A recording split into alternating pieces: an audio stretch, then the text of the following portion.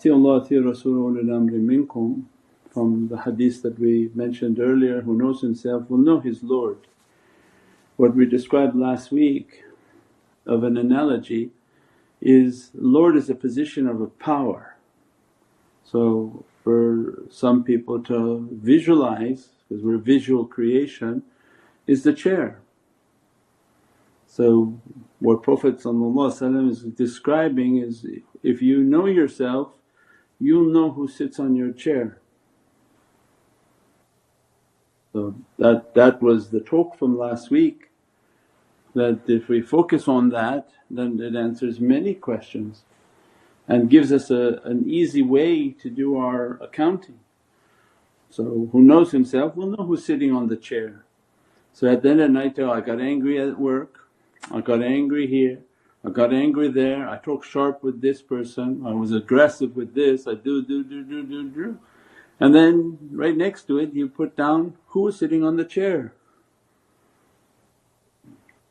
Because then that simplifies that hadith, and Prophet's infinite barakah and blessing make it easier for these ashiqeen, so that they understand that before we can get to Rabbil A'la, that for someone to think they're submitting to Allah, first they have to realize, no, they have to go from the levels of the nafs, that their nafs amara is actually submitting to shaitan first. So maybe 80 to 90, 99% of the chair is shaitan sitting there. You say, no shaykh, I'm justified to be angry. Most likely no, that's just your shaitan sitting on the chair justifying that he's just sitting on the chair, because shaitan is very clever.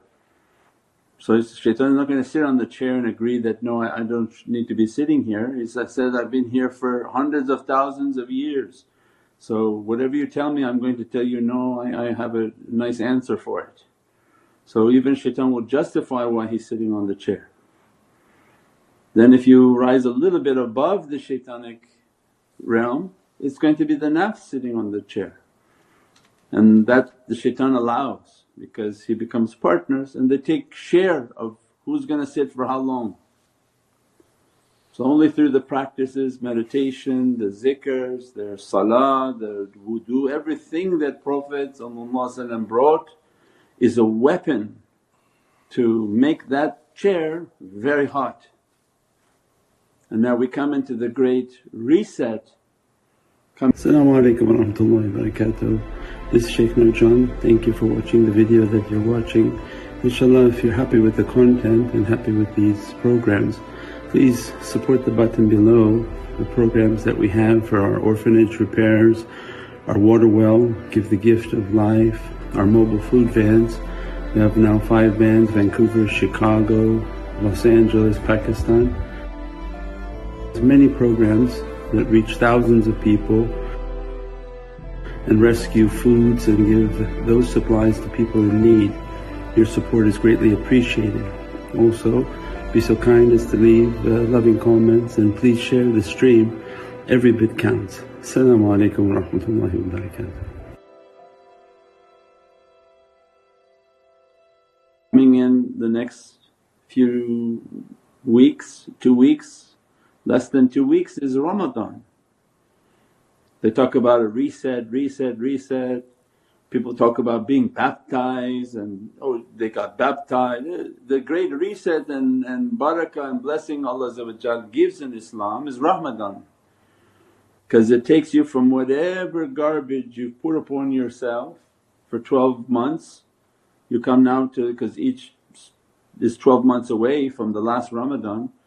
As soon as we're coming into this Ramadan, it's going to be the great reset, in which Allah said, make intention for fasting. You're sick, you don't matter, make intention to fast.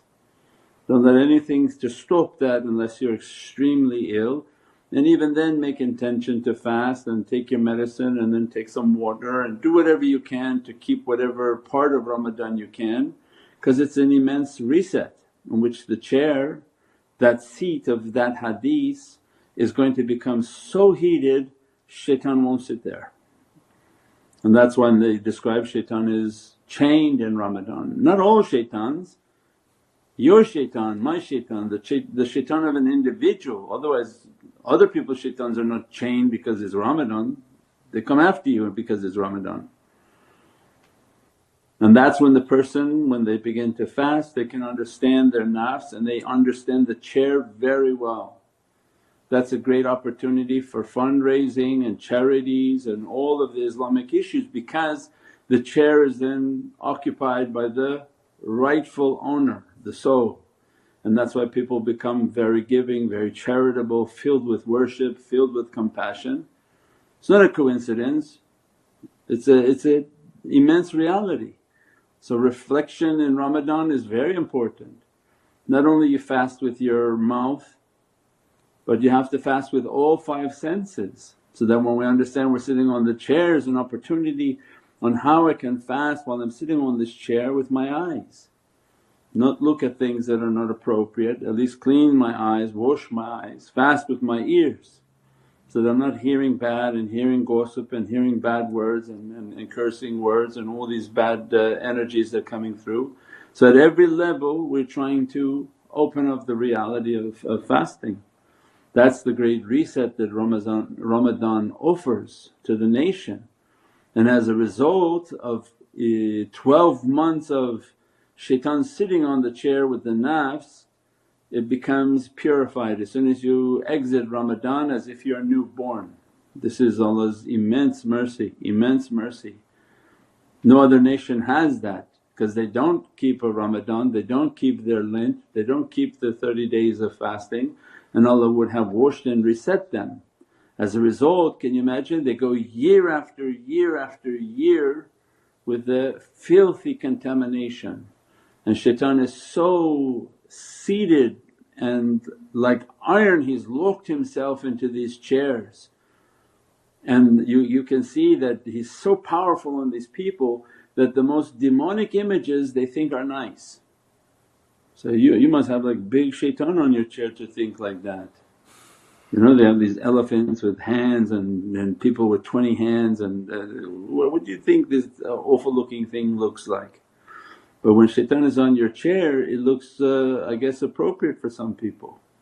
And the actions and all the things that you see in the world now, this is not from a soul sitting on a chair. These people act and they talk in a way that you know that their shaitan is on their chair. La hawla wa la quwwata illa billahi aliyyil azim, inshaAllah.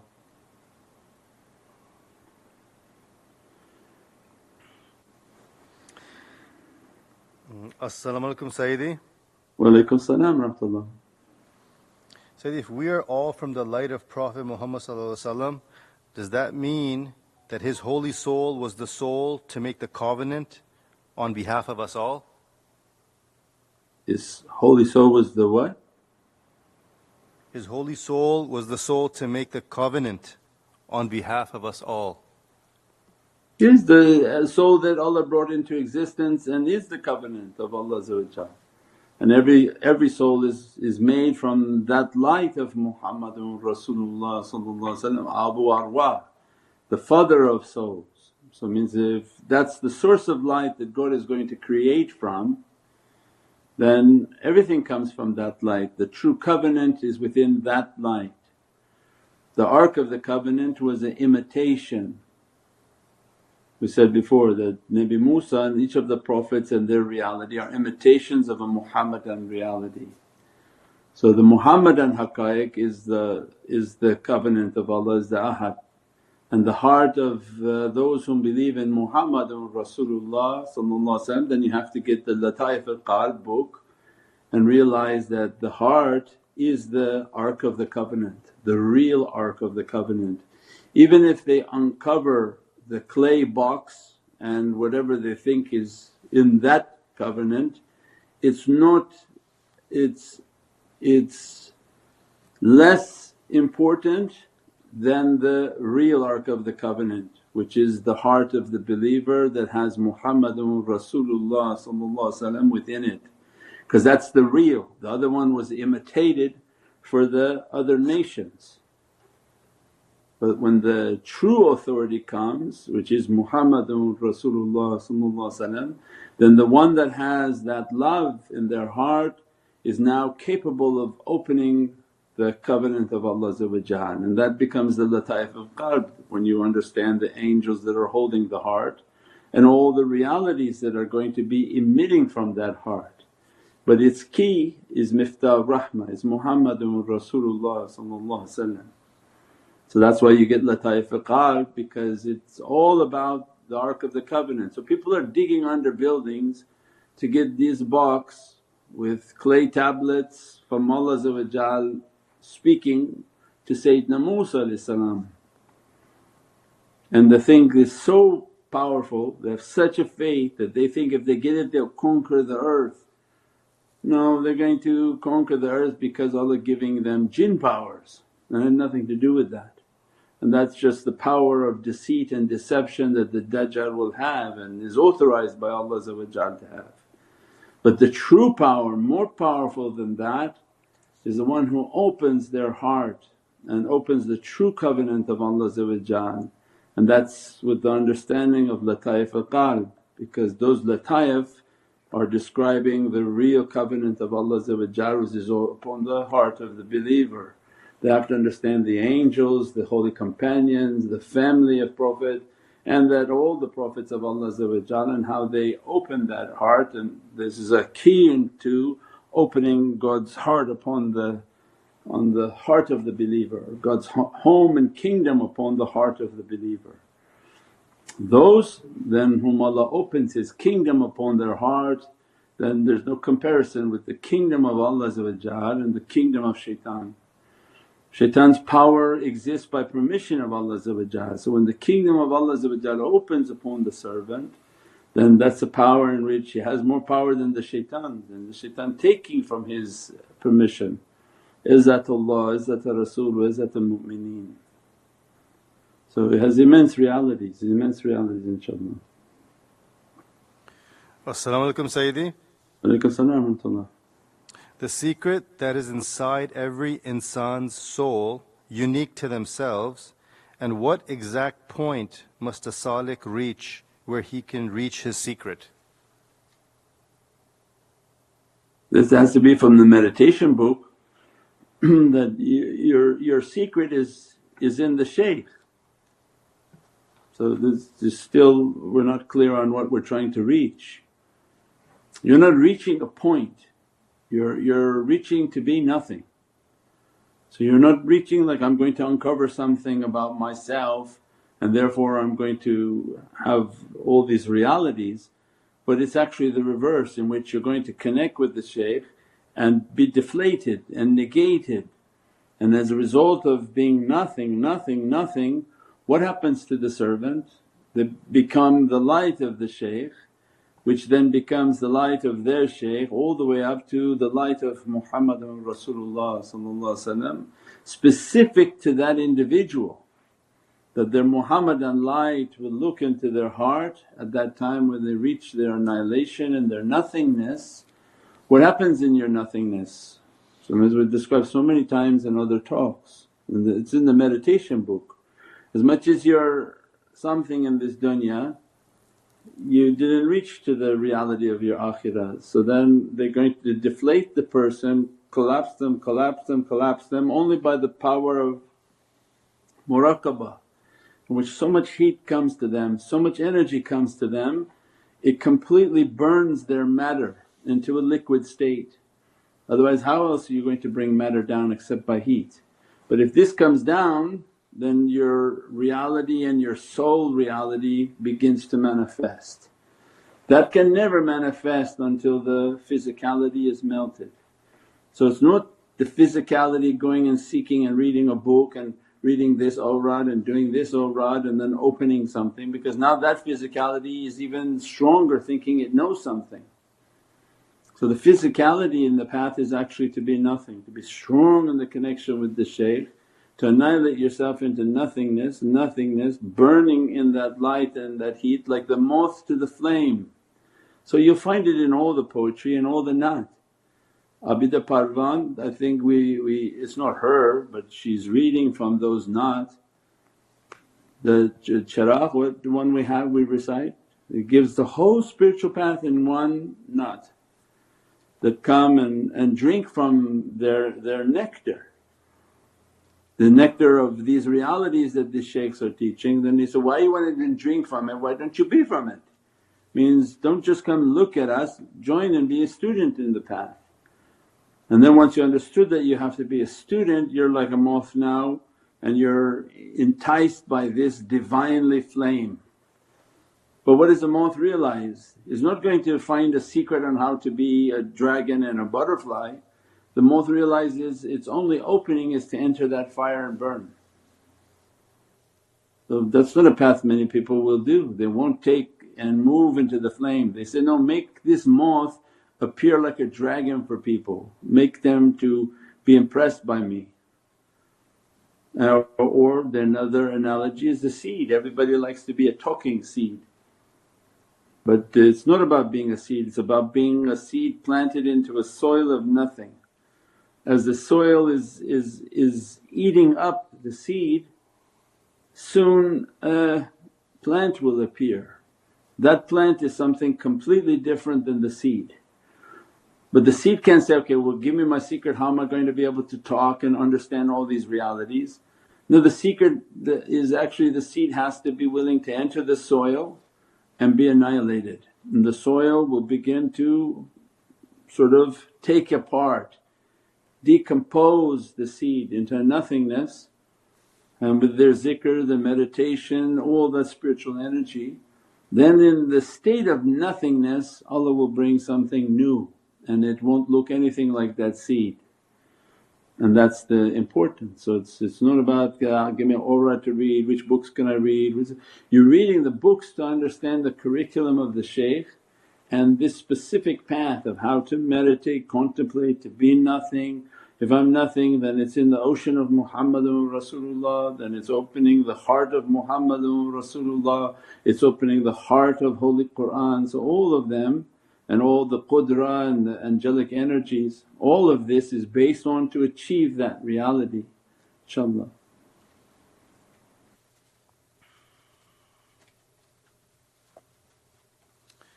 As-salamu alaykum Sayyidi. Walaykum salam wa rahmatullah. Madad ya Sayyidi, my understanding is that you mentioned that scientists have created a light and frequency to shatter cancer. Does that mean with the zikr we can shatter our sickness? Well, that means that they're understanding now light and energy. They're going back to the basics. They went towards medicine and fixing things externally, looking for solutions for external visuals of what something is wrong with somebody. But now they're understanding that the most powerful weapon is sound. And if you understand the frequency of things and you play the frequency back upon that object, you can shatter it. So that then opens for a believer to understand, oh well then that's why du'a is so powerful. Well because yes, their du'a has a frequency. If Allah gives a permission for that du'a to approach the person, means the frequency can annihilate everything wrong. As a result it can also set in a positive frequency to reset and recalibrate everything that went wrong or is wrong within somebody. So the zikrs, the majlis, the association of chanting, the meditations, the connection, because the connection is the same thing like the du'a. As soon as you connect you're asking for the shaykh's presence, that presence comes with a lot of frequency. Many people become heated and energized immediately because their appearance is there. They don't have to be physically seen, that energy is not within the physical spectrum of seeing. So their energy can be very present and you don't need to see them. So like between the TV remote, a child and a television, every time you change a channel the child didn't see a light that hit the TV and changed the channel. Doesn't understand how you're changing the channel by pressing this button and all the channels are changing. So the presence of the shaykh is not seen. As soon as you do the muraqabah and the meditation, their light is coming from a spectrum that's not visible to people. And as a result of that spectrum being present with you, they begin to heat the object. And yeah, a lot of technologies now can be understood. The convection oven, the pan has a certain material. The burning convection countertop has a heat. When you touch it, it feels cold, but when the pan touches the thing, immediately can fry and bring something into an immediate heat. Well, these are all spiritual understandings, how somebody could be heated up and the person next to them feels nothing. And the shaykh can be very present with somebody and the other person has no training, feels nothing. So it's like a convection oven. As soon as you're prepared, you built yourself, as soon as the presence of the shaykh, you immediately heat up and things come boiling. But that is continuous training and training and negating oneself to be nothing, to be nothing. InshaAllah.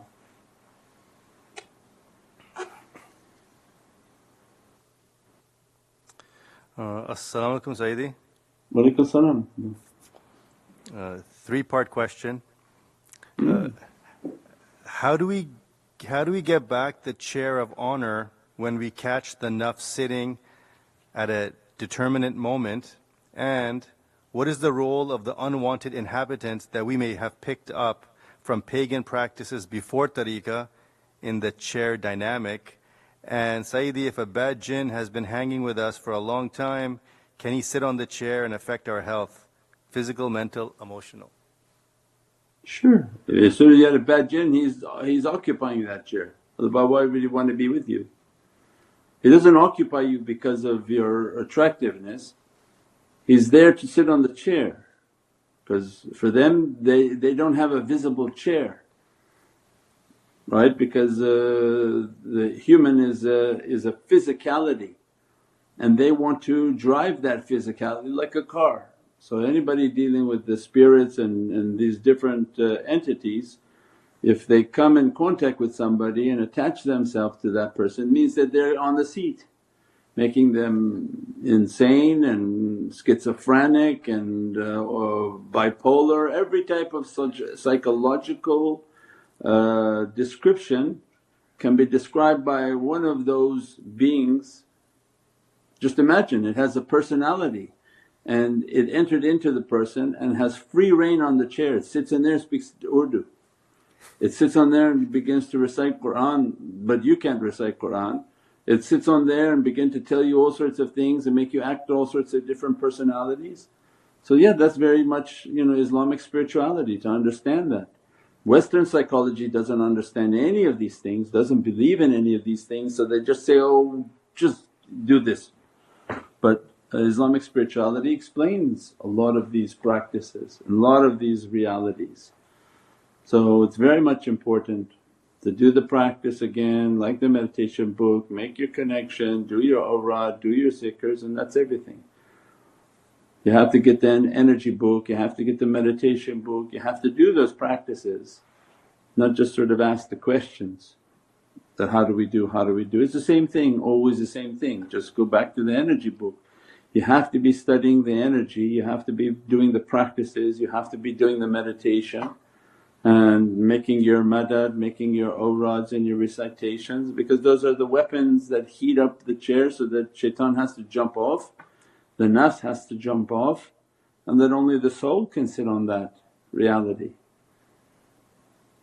InshaAllah.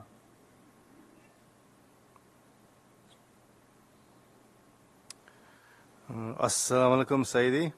Wa alaykum salam wa rahmatullah. What about the people that get very angry and fight with you, especially in Ramadan, almost like they are not normal? How do we avoid them and deal with them? Yeah, you just try to keep away from people. Ramadan is a month in which to seclude oneself, because the shaitan of an individual is tied with their fasting, but because so much light is coming on them, the other shaitans are very angry. So it's not a time to be out, it's not a time to be socializing, it's not a time to be going here and there.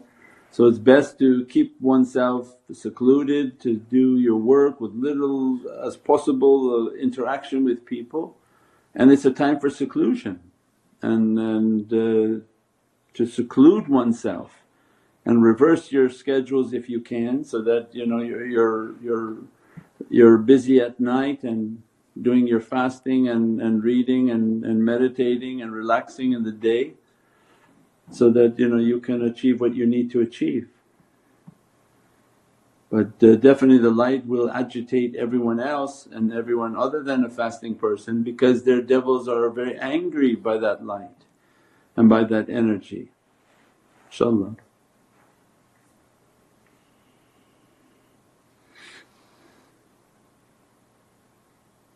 As-salamu alaykum Sayyidi. Walaykum salam wa rahmatullah. What types of actions and other holy nights are given a chance for us to change what is written for us in Kitab? To change what's written, all the actions that from Laylatul Nisf Shaban is different. It's what Allah going to write for that year. That's why that night is important to do the practices and what Allah going to write into the book. Then everything else is of importance, because the salawats, the zikr, the meditation, the tafakkur, the night of power, all of the celebrations that Prophet brought for us are immense ni'mat, are immense blessings, a way in which to expedite the sins, take away the sins, and instead replace them with God's grace and majesty. That when we ask for forgiveness means that that sin taken away then is filled with God's grace, and enough of that grace then changes the destiny of people. So that's everything in Islam, it's not just one thing. So you give sadaqah on a daily basis, you give zakat every year and throughout the month. You're continuously doing those things that would lessen punishment.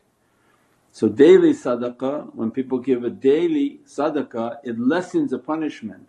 If a truck was coming for you and written that this person would be hit by a truck, Prophet described what is the only way to take that away was sadaqah. So it means everything was given to us as a means in which to expedite and take down anything that was coming towards us, either by our own cause or what was written for us. So people do many sort of objectionable things that are not correct, and many difficulties may be coming towards them. So by charity and good deeds and khidmat and service, prayers and zikr and salawats, all of them lessen sins, lessen punishment, lessen God's anger, and in its place give us God's grace. So it's not one thing, not two things, but it's everything that Prophet brought for us. Sadaqah's a smile, so smiling, having good character, good to people, not letting people feel bad or that they're dirty or they're inferior, being good character, good ambassadors of that reality, that being generous, being compassionate, all of these then bring God's grace and rahmah and Allah's happy, rida and satisfaction upon the servant. So our whole lives are about how to make God happy with us and how to make or how to achieve the gaze and the vision of the Prophet upon our souls. Because he looks to us that we're following his rules, and Allah then dresses us from grace and mercy. So everything that there was given, everything that's taught, that's why you get the meditation, get the energy book and understand all of these practices, inshaAllah. As-salamu alaykum Sayyidi. Walaykum salam wa rahmatullah. Alhamdulillah, reading the books makes me feel like you are inside me Sayyidi, a love that I've never witnessed before. Thank you. Allah bless you and inshaAllah give you more and more inspiration, inshaAllah. As-salamu alaykum Sayyidi. Walaykum salam wa rahmatullah. Can angels appear in physical form and do zikr with us? Please forgive my ignorance. Yeah. Allah is free to do whatever He wants, but that's not likely. Their frequency is a very strong frequency, not a visible frequency, and that's most likely a jinn.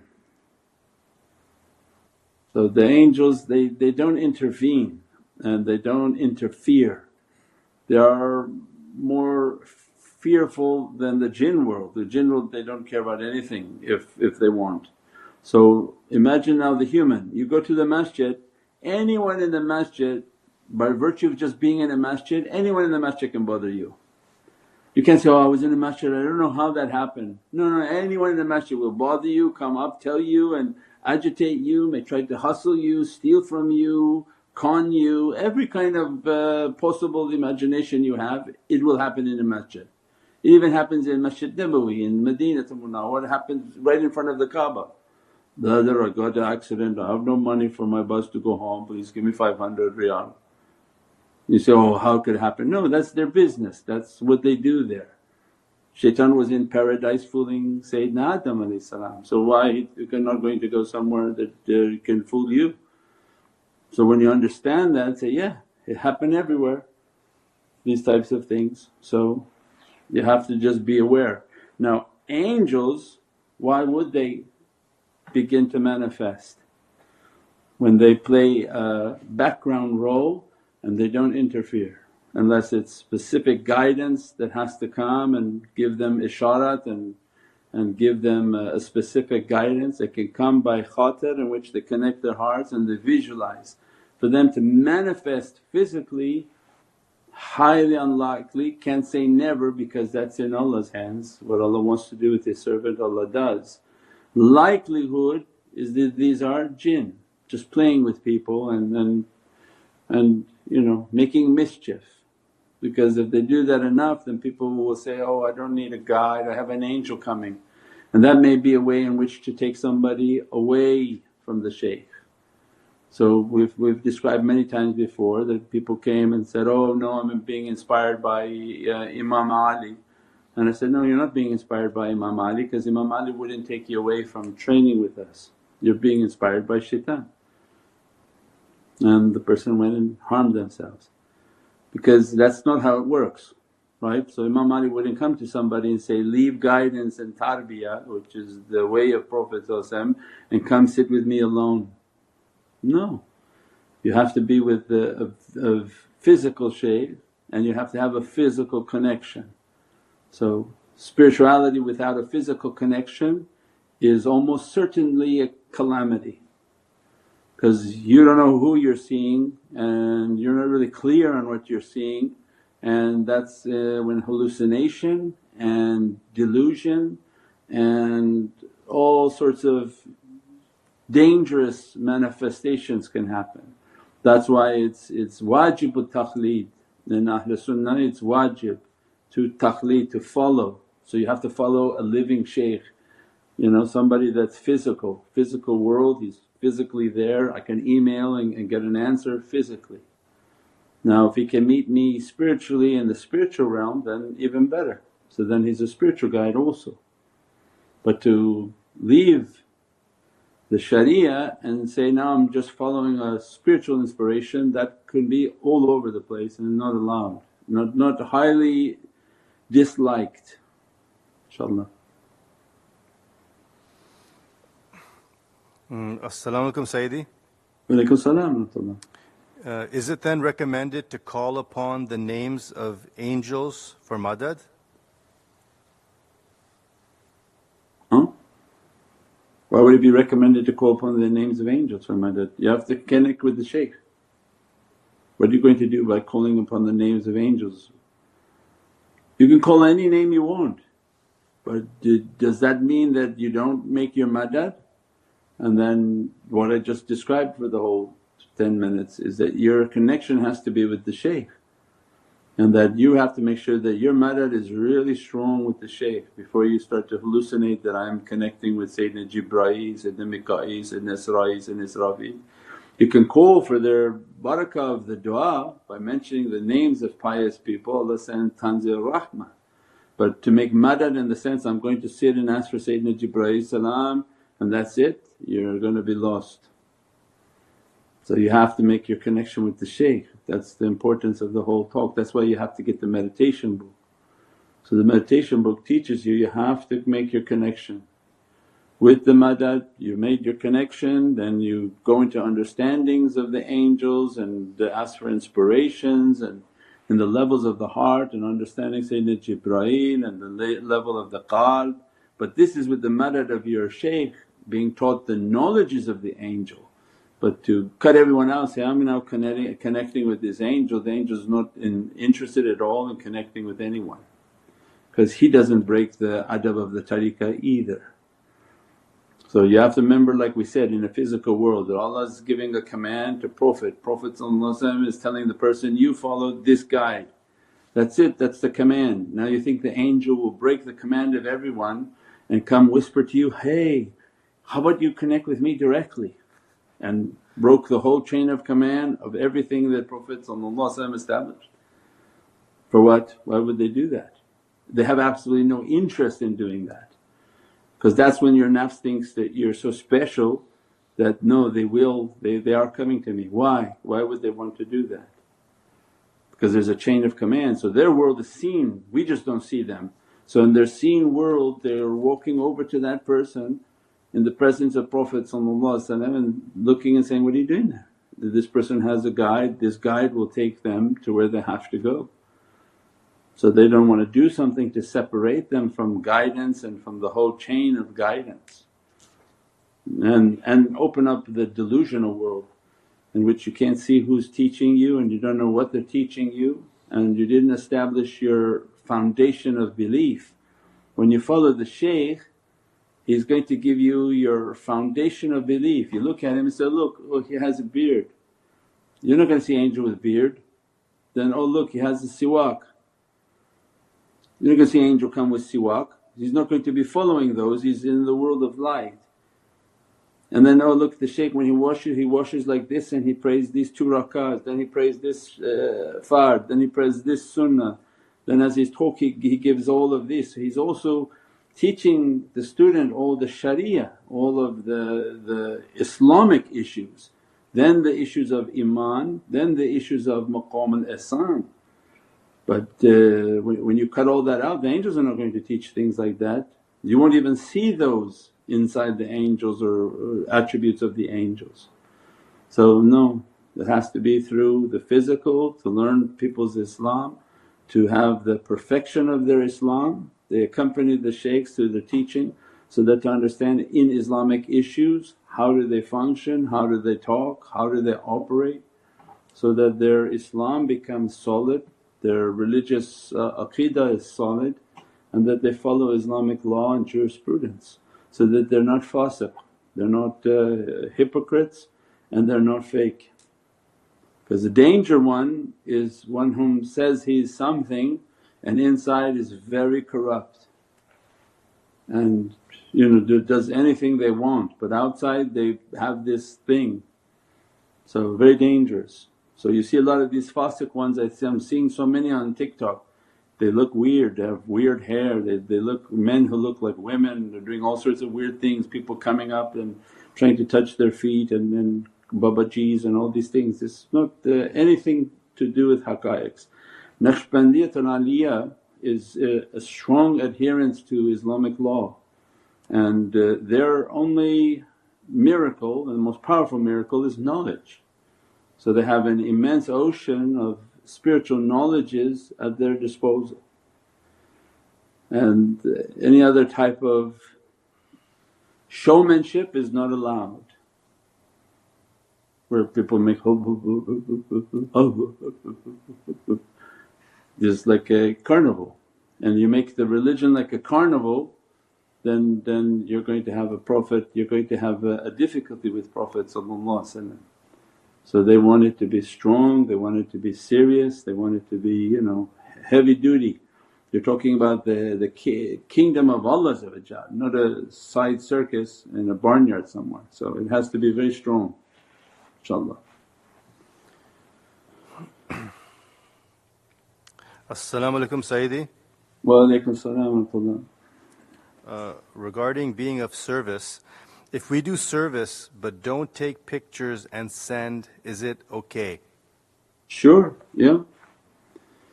The part of taking pictures and sending, I mean if you do a large amount of service, please do take pictures so that we can motivate other people in other areas. And then this allows other people to say, oh look the group is doing, I'll go do in my area, and then other people who can't do it say, okay I'll support for people to do. So this is a part of the system that inspires people, because competition is good in religion. But to take photos and say, okay, here I'm giving $5 to everybody and put my face on it and trying to make my nafs proud, no. But this is a concept of feeding people and helping people to motivate, because religion and competition in religion is good. Somebody sitting down saying, I can do that, I can go get some hamburgers, I can go make some sandwiches from the grocery store and give out food, or I can go find some business that is throwing away food and pick it up and put it in, go give to the homeless. Because the guy throwing away, he doesn't want to drive around to the shelters, but he'll give you the food that he's throwing away and it's all good. So yeah, it excites people to be competitive and motivate people. So that's the purpose and the reality of trying to motivate people to participate and to be active, inshaAllah. But if you want to do your service and not take pictures, no problem, alhamdulillah. It's between you and Allah. So everyone knows if they have the ability to serve and are they serving, and that's what's important. And if they don't do that, at least you can take the articles and share them. Everyone should know how to share, which I'm amazed that some people don't. You go to a website and there's a little box with an arrow. You choose one of the, like for Ramadan you go to the charity website, choose the product Ramadan, you go to that page, you find the box with the arrow on it, you click and it says share. So copy the link, go back into Facebook, paste the link with a little bit of a write up on top. It's so easy. You share the fundraiser, you can share articles, you can share YouTubes, you can share everything. And that is again is a great khidmat, because you now turn on the page and you see 300-400 people all sharing. So then you get to blanket an area and everyone seeing our sharings that are going out, inshaAllah. As-salamu alaykum, dear Shaykh. Wa alaykum salam wa rahmatullah. Is using AI, can it harm us spiritually? Also a few days ago I advised a brother without consulting you first, sorry for my ignorance and bad adab. Yeah, everything can harm you. Your microwave can harm you. So that's very generic, right? A hammer in your hand can harm you, especially if you don't hit the nail and you hit your finger. So everything can harm you, that's a given. Now what's your intention? Can it help you? Of course it can help you. I can write letters to attorneys with AI. So it looks like I have my own legal division and I type in things like, make me a contract based on this and these are the parties, and it completely sends you a contract. And I send that to an attorney to read and they say, oh wow, this is a nice contract and they fix it. So Allah gave a wisdom to everybody, right? So can you use things that Allah has made available with a hikmah, ilma laduni wa hikmati bis salihin. Yeah, of course, with that same hammer you can build a house or a masjid. So with everything you can find a good in it. But if you plan on taking the hammer and hitting yourself, no, you're gonna hurt, it's gonna hurt, don't do that. So yeah, if you use it for bad and a bad intention, then it's not going to be good for people. So everything has a hikmah and a wisdom with the intention. Qul a'malu bin-niyat. Every action Allah is going to be looking, what was the intention that you had that you got onto that. So when you enter onto these platforms, these are satanic playgrounds, don't play there.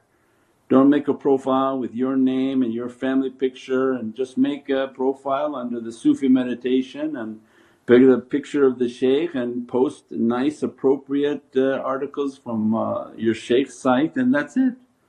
But don't get into playgrounds of shaitan and start playing in there and chatting and direct messaging, completely forbidden. Don't make zina by talking to people that not within your identity, men to men, women to women.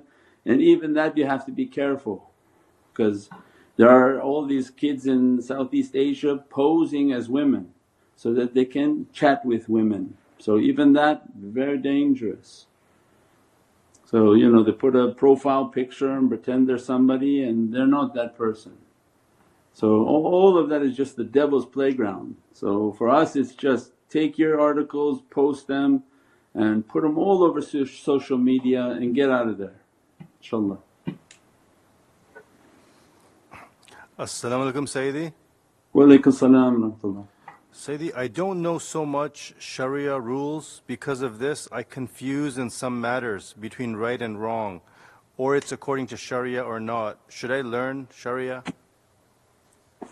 Yeah, you should email help me, and you can get a book on Amazon, Riyadh Salihin, with the streams of paradise, or it's Imam Shafi'i, it's like a condensed version for Imam Shafi'i. There's websites for Riyadh Salihin. Riyadh, how do you spell it? Riyadh, they're spelling it differently. R-I-Y-A-D, Riyadh Salihin. There's also a website with the entire Riyadh Salihin on the website for free. So all you have to do is ask help me, and then we'll send you which websites to go. Yahya can make an article on following Sharia, and then we just say follow to Riyadh Salihin, this is the website. And everything on that website is based on sections, very nicely laid out. We're going to add it to our app, Haji Shahid is going to add it. So when you say zikr in Islam, you click and it'll give you all the hadiths that are related to zikr in Islam. Beautiful. Going and visiting the dead, then click, it gives you all the hadiths of how they went to the graves and prayed for their loved ones. Then you understand the Sharia to the degree that you need to, unless you're planning on being a judge and you have to actually take courses. If you're not going to be a judge and give verdicts and rulings, then you need to know the guidelines as far as not to step out of Islamic law. And anything that difficult you should have emailed already. Shaykh, I'm about to do something very dangerous and I'm going to take me out of Islamic law, then you email, it's very common sense. But every day are you going to fall in and out of Islam? In most subjects, no. But if you're deciding on if you're going to have pork chops and drink some alcohol, then yes, you email help me and we'll tell you, no, you're way outside of Islamic law, don't even go there. But everything else you can get the basics from these websites. So, and all of our teachings keeps you within that understanding. So most of the teachings it completely puts you within, and the app, what prayers to make, what recitations to make within those prayers, all of it's within the app. The du'as are all in the app. So alhamdulillah, all of that is all within that program. Anyone coming new to Islam and they want to take their shahada, it's very simple, ashhadu an la ilaha illallah wa ashhadu anna Muhammadan abduhu wa rasuluhu, and then start watching our videos and then help me at Nur Muhammad. Very simple. And then we'll send an introduction email that introducing you to the tariqah and follow along slowly. That's it. We're not like other people where, accepted Islam, now you gotta do this, now you gotta do this, now you gotta do this, now you gotta do this, and here I'm gonna put this on your head and then you gotta do this, and no, it's not that way. We have hundreds coming through Islam every month through this channel. So it's not one person, it's hundreds come every month. They're clicking and saying, I just turned on to it, I just got the YouTube, I just came in, I'm doing this, I'm doing that. So make it very easy. Take your shahada and email help me at nurmuhammad.com. That's it, that's all you have to do. And then in that email will come on how to begin to establish your Islamic belief and practices slowly, inshaAllah. Subhana rabbika rabbil izzati amma yasifoon wa salaamun al mursaleen walhamdulillahi rabbil alameen. Bi hurmati Muhammad al Mustafa wa basiri Surat al-Fatiha. As-salamu alaykum wa rahmatullahi wa barakatuh. This is Shaykh Nurjan. Thank you for watching the video that you're watching. InshaAllah, if you're happy with the content and happy with these programs, please support the button below, the programs that we have for our orphanage repairs, our water well, give the gift of life, our mobile food vans. We have now 5 vans: Vancouver, Chicago, Los Angeles, Pakistan. There's many programs that reach thousands of people and rescue foods and give those supplies to people in need. Your support is greatly appreciated. Also, be so kind as to leave loving comments, and please share the stream. Every bit counts. Assalamu alaikum wa rahmatullahi wa barakatuh.